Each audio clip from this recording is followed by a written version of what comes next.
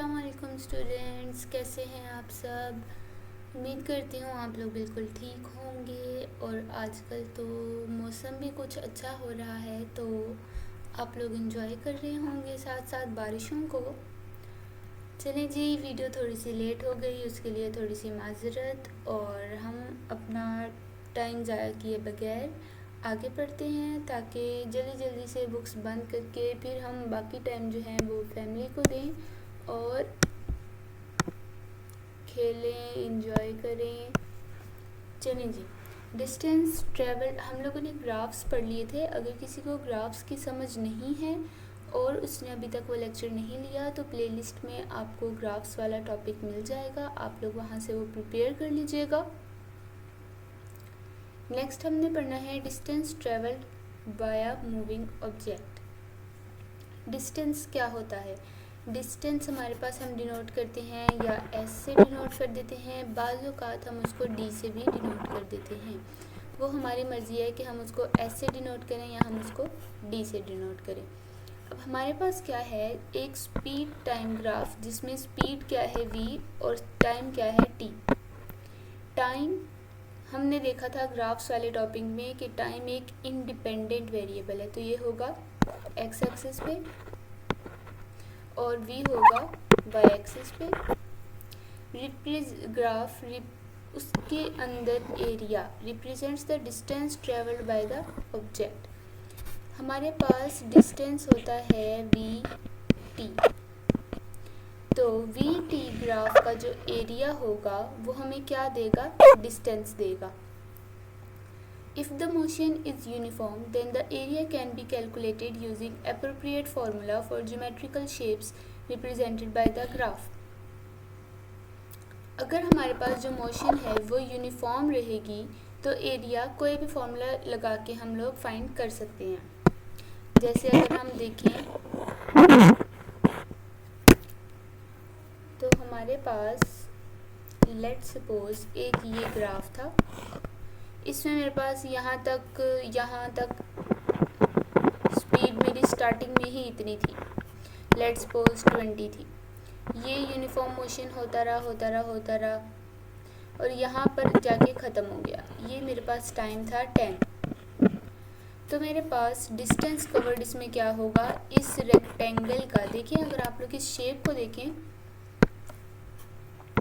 ये देखें ये शेप कौन सी बन रही है, ये शेप बन रही है रेक्टेंगल। और रेक्टेंगल का एरिया हमारे पास क्या होता है, इसकी दोनों साइड्स को, एक ये वाली साइड और एक ये वाली साइड, दोनों को मल्टीप्लाई कर देते हैं, यानी 20 मल्टीप्लाई 10। अगर मैं फॉर्मूले की उसमें बात करूं तो ये साइड है v की और ये साइड है t की। v मेरे पास कितना है 20, क्योंकि ये vt होता है तो ये आ जाएगा 20। और टाइम कितना कंज्यूम हुआ है 10 सेकेंड्स या 10 मिनट्स, आपने जो भी यूनिट में लेना है। एरिया क्या आया 200 और यहाँ से भी डिस्टेंस क्या आया 200। तो इससे ये बात हम देखते हैं कि अगर हमारे पास कोई शेप बन रही है, जैसे ये रेक्टेंगल बन रहा था, उसका एरिया अंडर द ग्राफ और जो फाइंड हमने क्वांटिटी करनी है वो दोनों क्या होंगी, सेम। तो आप लोगों ने ये बात याद रखनी है। एक यहाँ पे पॉइंट है याद रखने वाला। देखें जी बच्चों, दो चीज़ें हैं। एक हमारे पास है एरिया, किसी भी ग्राफ का एरिया, और एक हमारे पास होती है स्लोप। अब अगर हम लोग स्पीड टाइम, ये स्पीड को मैं v से लिख रही हूँ, स्पीड टाइम ग्राफ की बात करें तो स्पीड टाइम ग्राफ का एरिया हमें क्या देगा, एरिया हमें देगा डिस्टेंस, ठीक है। लेकिन स्पीड टाइम ग्राफ की स्लोप हमें क्या देगी, स्पीड टाइम ग्राफ की स्लोप हमें देगी एक्सेलरेशन। ये हमने ग्राफ्स वाले टॉपिक में पढ़ा था कि हम स्लोप फाइंड कैसे करते हैं। स्लोप होती है y बाय एक्स। तो y एक्सिस पे क्या होता है स्पीड टाइम ग्राफ में v, और x एक्सिस पे क्या होता है स्पीड टाइम ग्राफ में t। तो ये बात आपने याद रखनी है कि स्पीड टाइम ग्राफ का एरिया हमें डिस्टेंस बताता है और स्पीड टाइम ग्राफ की स्लोप हमें एक्सेलरेशन बताती है। आगे हम एक एग्जांपल देख लेते हैं, क्योंकि इस तरह के न्यूमेरिकल्स अक्सर एग्ज़ाम्स में आ जाते हैं या आगे होंगे तो आपको सॉल्व करना आसान होगा। चलें जी। A car moves in a straight line. The speed time graph of its motion is shown. ये हमें उन्होंने ग्राफ दिया है, आप देख लें। y एक्सिस पे स्पीड है, x एक्सिस पे टाइम है। इनके यूनिट्स आप लोगों ने देख लेने हैं। ms-1 स्टैंडर्ड यूनिट है, इट्स ओके। टाइम सेकंड्स में है, ये भी स्टैंडर्ड यूनिट है, ये भी ठीक है। अगर आप लोगों को टाइम मिनट्स में दिया हो, जैसे यहाँ s लिखा हुआ है, इसकी जगह मिनट्स में दिया हो, तो आप यहाँ से टाइम नोट करके उसको पहले सेकंड्स में कन्वर्ट करेंगे और फिर उसको फॉर्मूला में यूज़ करेंगे, ठीक है। चलें जी, हम देख लेते हैं कि ये ग्राफ हमें क्या बता रहा है। ग्राफ हमें बता रहा है कि एक कार यहाँ से स्टार्ट होती जा रही है, ठीक है। ये उसकी एक्सेलरेशन है, उसने अचानक से एक्सेलरेटर पे पाँव रखा और स्पीड एकदम से ज़्यादा, और फिर उसने स्पीड अपनी कांस्टेंट रखी, यानी स्पीड कांस्टेंट रखी अपनी, क्योंकि ये y एक्सिस पे v है और ये स्ट्रेट लाइन आ रही है। अगर आप लोगों को नहीं समझ आ रहा कि ये स्ट्रेट लाइन क्यों है, तो आप लोगों को वो ग्राफ्स वाला लेक्चर लेना पड़ेगा। थोड़ा सा लेक्चर है, छोटा सा लेक्चर है, लेकिन आपके बहुत से कंसेप्ट्स उसमें क्लियर हो जाएंगे। स्ट्रेट लाइन, और उसके बाद वेलोसिटी जो है वो नीचे को आ रही है, यानी कम हो रही है। ये नहीं करना आप लोगों ने कि यहाँ से भी ऊपर जा रही है। गाड़ी एक तरफ से चलेगी ना, वो यूं चलना शुरू हुई ऐसे, अचानक से उसने एक्सेलेरेटर पे पाँव रखा, रेस दे दी बहुत ज़्यादा, और फिर उसने अपनी रेस को कांस्टेंट रखा, फिर आहिस्ता आहिस्ता आहिस्ता आहिस्ता कम करता गया और उसने ब्रेक लगा ली। देखें हमारे पास, अब हम लोग एक दफ़ा पॉइंट्स नोट कर लेते हैं ताकि सही से समझ आ जाए। किसी भी ग्राफ में आप उनके पॉइंट्स नोट करने होते हैं। अब हमारे पास देख लेते हैं हम पॉइंट्स अपने, कलर चेंज कर लेते हैं थोड़ा सा, इससे समझते हैं येलो से, येलो ज़्यादा अट्रैक्ट करेगा। एक पॉइंट हमारे पास है ये, एक पॉइंट है ये, एक पॉइंट है ये, एक पॉइंट है ये, 4 पॉइंट्स हैं। अब हम लोग इन पॉइंट्स को डिफरेंट नाम दे देते हैं, ठीक है। इसको थोड़ा सा एडजस्ट कर लेते हैं ऐसे करके, ताकि हमारे पास लिखने की स्पेस आ जाए। हम इस तरह करते हैं कि पॉइंट्स लेते हैं हम, इसको मैं नाम दे देती हूँ पॉइंट ए, इसको मैं ओ, उन्होंने नाम तो दिए हुए हैं, इसको नाम ओ दिया हुआ है उन्होंने। तो जब मेरे पास ओ पे था, ये ओ इन्होंने नाम दिया हुआ है ओरिजिन, ठीक है। जब मेरे पास ये ओ पे था, तो अब मैंने हर पॉइंट पे उसकी वेलोसिटी और उसका टाइम नोट करना है, ठीक है। चलें हम कर लेते हैं। यहाँ पर ओ पे उसकी वेलोसिटी कितनी थी, 0, लेकिन उसका टाइम कितना था, वो भी 0 था, क्योंकि वो चली ही नहीं है। फिर वो गई ए पे, ए पे उसकी वेलोसिटी क्या हो गई, वेलोसिटी देखिए y एक्सिस पे है, तो वेलोसिटी होगी इस तरफ को, ये उन्होंने मेंशन की हुई है कितनी, 16, तो वेलोसिटी कितनी हो गई, 16 मीटर पर सेकंड। और इसी पॉइंट पे मैं अगर टाइम नोट करूँ तो टाइम कितना है, यहाँ से मैं इसको ड्रॉप कर दूंगी x एक्सिस पे, ठीक है। x एक्सिस पे मेरे पास वैल्यू आ रही है 10 इस पॉइंट पे, तो ये टाइम आ गया 10। अगला पॉइंट मेरे पास है बी में अगर मैं देखूं तो ये तो सीधी लाइन 16 की तरफ ही जा रही है, तो v इसमें भी क्या होगी, 16 मीटर पर सेकंड, ये सेकंड आएगा। ये आपने याद रखना है कि न्यूमेरिकल्स करते हुए यूनिट्स को मिस नहीं करना, क्योंकि यूनिट ना लिखने के मार्क्स कटते हैं और हमने अपने मार्क्स काटने का एग्जामिनर को कोई चांस नहीं देना, ठीक हो गया। अब हम चलते हैं बी पे टाइम की तरफ। ये देखें उन्होंने एक्स एक्सिस पे ड्रॉप किया हुआ है 30। ये याद रखिएगा कि जब आप लोग अपनी समझ के लिए कोई पॉइंट्स से लाइन ड्रॉप करते हैं एक्स एक्सिस वाई एक्सिस पे, तो वो डॉटेड लाइन होती है, ठीक है। वो डॉटेड लाइन होती है। ये देखें यहाँ पर, इसको ज़रा मिटा के देख लेते हैं। ये देखें इन्होंने यहाँ पे डॉटेड लाइन ड्रॉ की हुई है, यहाँ पर भी देखें डॉटेड लाइन ड्रॉ की है। इसका मतलब है कि हम अपनी आसानी के लिए ये लाइंस ड्रॉ कर रहे हैं, ये ग्राफ का पार्ट नहीं है, ठीक है। तो हमारे पास बी पॉइंट का टाइम क्या है 30 सेकेंड्स। अब हमारे पास लास्ट पॉइंट है सी पे हमारे पास डी की वैल्यू क्या है। सी देखिए बिल्कुल नीचे आ गया है। ये जो वाई एक्सिस यहाँ पर है, अगर मैं इसको थोड़ा सा उठा के आगे मूव कर दूं, यानी ये जो यहाँ पे पड़ा हुआ है इसको मैं यहाँ पे रख दूं, फिर भी यहाँ पे y की वैल्यू क्या रहेगी 0। अगर मैं इसकी सीध में इस तरह मूव करूं तो ये किस जा रहा है 0, तो यहाँ पे वेलोसिटी क्या है 0 और यहाँ टाइम क्या है 30 नहीं है, 30 से थोड़ा सा ज़्यादा ही है, लेकिन उन्होंने वो ड्रॉ नहीं किया हुआ तो वो हम भी नहीं लिखेंगे, क्योंकि ग्राफ का स्केल उन्होंने कैसे बनाया है ये हमें नहीं पता। अगर यहाँ से थोड़ा सा करना चाहें तो हम यहाँ लिख लेते अपनी आसानी के लिए ग्रेटर देन 30 सेकेंड्स। वो 31 भी हो सकता है, वो 32 भी हो सकता है। अब हमने सारा ग्राफ अच्छे तरीके से देख लिया है। अब देखते हैं उसने पूछा क्या है। Find its acceleration during first 10 seconds. देखिए स्पीड टाइम ग्राफ है, तो स्पीड टाइम ग्राफ की स्लोप हमें एक्सेलरेशन देगी, एक्सेलरेशन यानी v/t। और उसने क्या कहा है ड्यूरिंग फर्स्ट 10 सेकेंड्स, तो 10 सेकेंड्स यहाँ पर ख़त्म हुए थे। ये पॉइंट ए पॉइंट पे हमारे पास वेलोसिटी क्या है 16 और टाइम क्या है 10, तो एक्सेलरेशन इस पॉइंट पे क्या होगी, एक्सेलरेशन इस पॉइंट पे क्या होगी 1.6 मीटर पर सेकेंड स्क्वायर।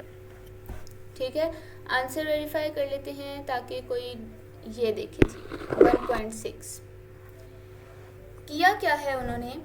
एक्सेलरेशन होता है change in velocity over time taken.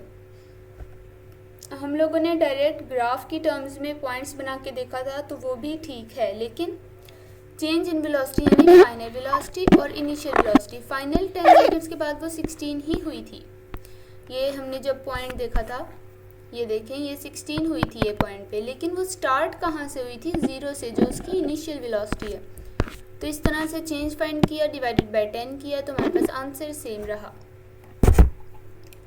Next हमारे पास उसने पूछा है इट्स डीसेलेरेशन ड्यूरिंग लास्ट 2 सेकेंड्स। देखें जी, अब हमने ए पार्ट सॉल्व कर लिया है, अब हम चलते हैं बी पार्ट की तरफ।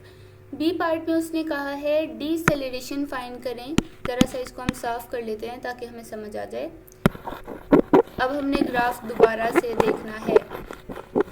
हर पॉइंट के लिए ग्राफ हम अलग से देखेंगे, सेपरेटली देखेंगे, क्योंकि हर पॉइंट डिफरेंट उसने पूछा हुआ है।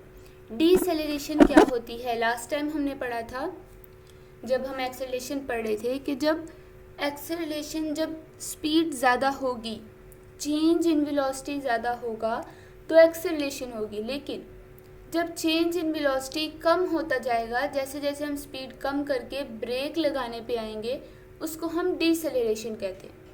तो लास्ट 2 सेकेंड्स में डीसेलेरेशन क्या होगी। डीसेलेरेशन कहाँ से स्टार्ट हुई है, बी से। देखिए यहाँ से नीचे को आनी वेलोसिटी शुरू हो गई है, तो बी पे वेलोसिटी क्या है 16, टाइम उसने हमें दिया हुआ है 2 सेकेंड्स। तो हम देख लेते हैं कि ये सोल्यूशन एक्सेलरेशन। अब आप लोग सोचेंगे कि वहाँ तो डीसेलेरेशन पूछा है, यहाँ एक्सेलरेशन लिखा है। दरअसल डीसेलेरेशन भी एक्सेलरेशन ही होती है, लेकिन डिफरेंस ये है कि डीसेलेरेशन वो एक्सेलरेशन होती है जिसमें स्पीड कम होती है, चेंज कम होता है, हम ब्रेक लगाने की तरफ जाते हैं।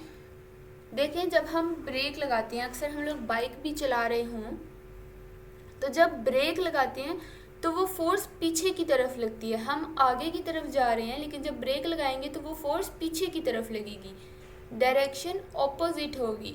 एक्सेलरेशन सेम चीज़ है, डिसेलरेशन सेम चीज़ है, लेकिन जब स्पीड कम होगी हम ब्रेक लगाएंगे तो उसकी फोर्स देखें, इस तरफ को बाइक जा रही है, आगे है दीवार, वो दीवार में लगने लगी है, मैं ब्रेक लगा रही हूँ यहाँ पे, तो मैं ब्रेक किधर को लगाऊंगी, आगे को लगाऊंगी नहीं, फिर तो मैं जाके यहाँ लगूंगी, मैं ब्रेक लगाऊंगी पीछे को।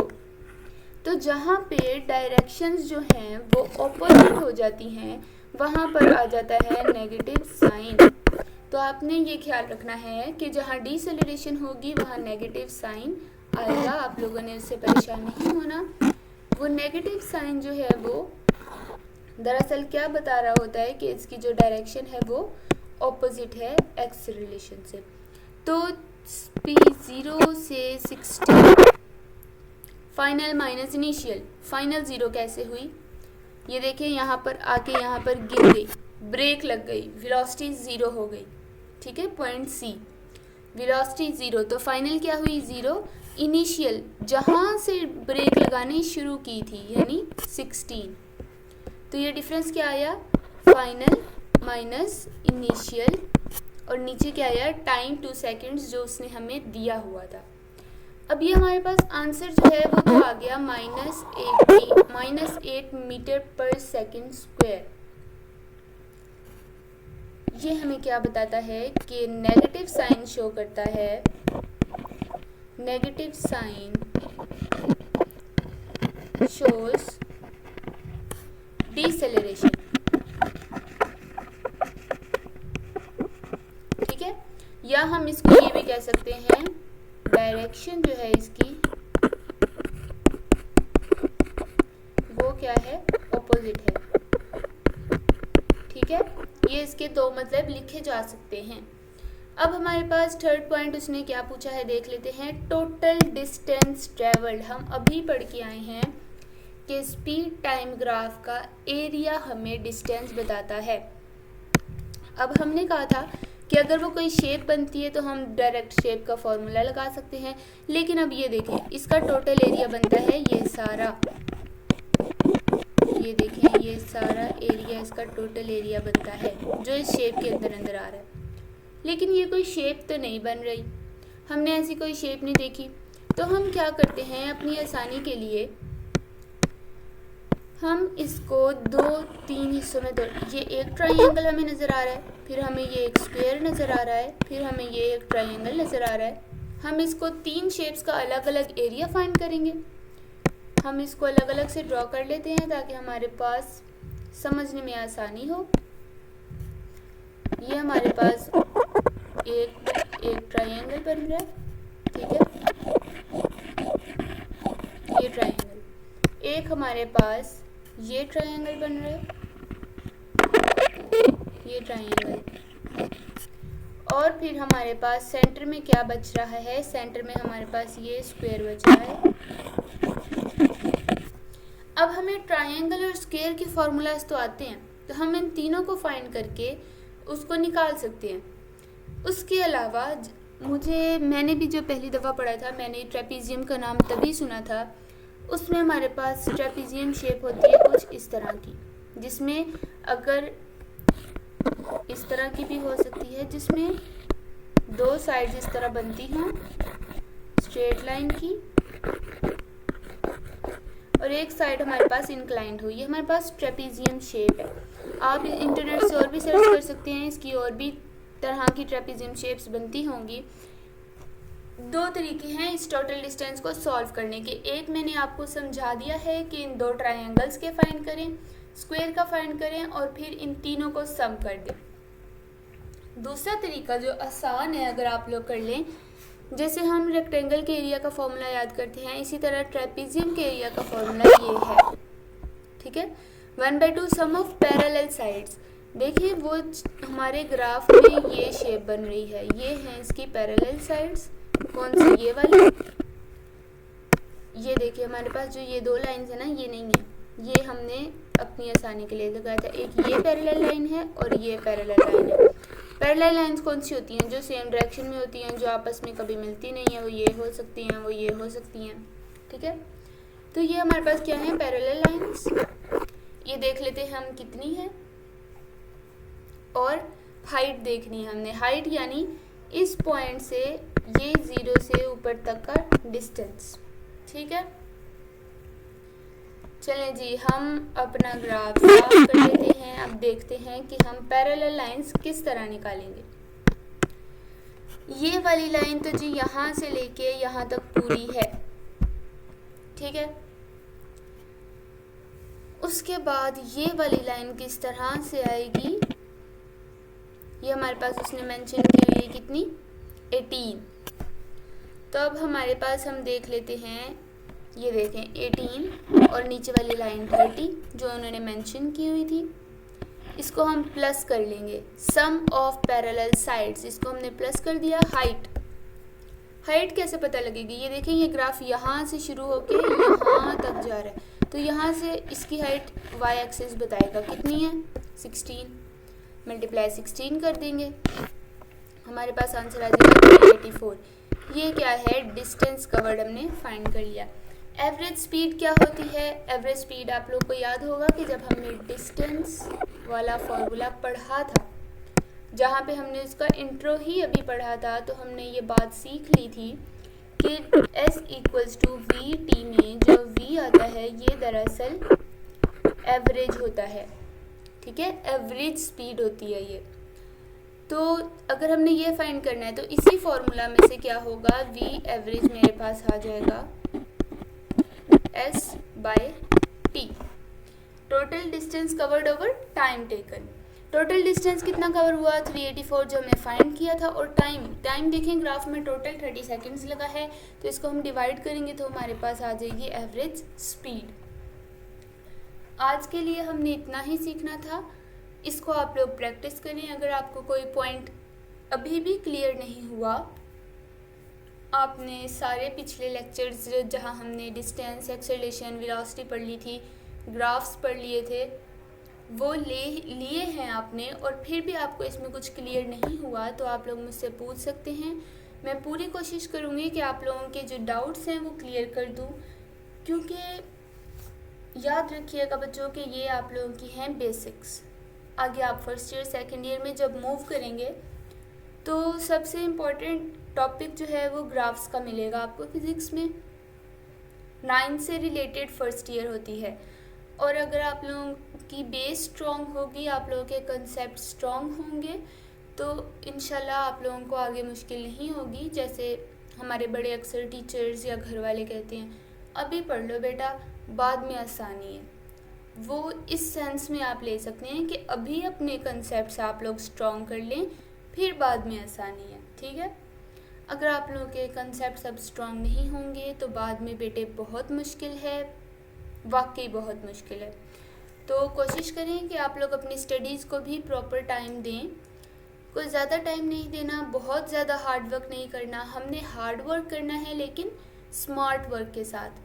हमने छोटे छोटे पॉइंट्स को देखना है ताकि हमें जो फर्दर हम पढ़ेंगे वहाँ पे अगर मैं एक्सेलरेशन का नाम लूँ तो आपको एक्सेलरेशन का सारा टॉपिक आपके माइंड में खुद ब खुद आए कि हाँ हमने एक्सेलरेशन में ये पढ़ा था, वो तो ये होती है, वो तो ये होती है। अगर मैं कहीं ट्रेपीजियम का नाम लूँ तो आप लोगों को पता हो कि ये क्या चीज़ है। इसीलिए जो चीज़ सिखाई जाती है, बताई जाती है, एक दफ़ा उसको ध्यान से सुना करें, उसको रिवाइज़ किया करें, ताकि आप लोगों को दोबारा याद करने की ज़रूरत ना हो। अगर कोई आपसे पूछे तो आप लोगों को उसका पता हो।